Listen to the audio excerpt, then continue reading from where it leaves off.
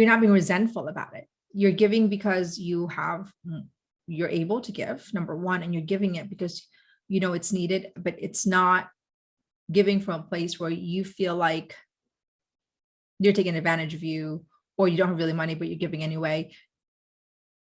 I think it's important that we are able to give and say, I'm giving and this is the best I can. I want to make sure I take care of, my family. I'm able to give.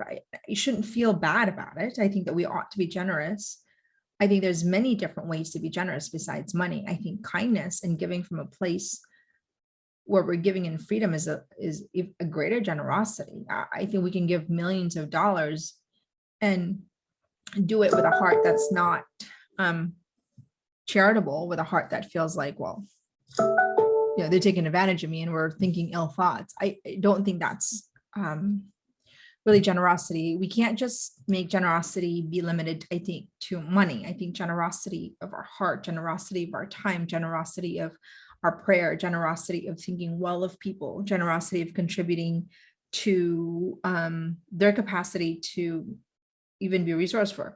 What I mean by that, sometimes we give money and we think we're being generous, but maybe the strategy could be, it's actually more generous if they actually learn to look for their own money, right? I say that with my kids. I can be generous to my kids, but what if I don't?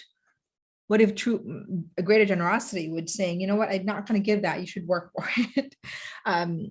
So just kind of applying that to people also, so that we don't limit generosity as a financial means, but rather really more encompassing to time, treasure, and talent. And more importantly, it's having the charity to be able to will the good of the other. I think that is giving from that that type of generosity.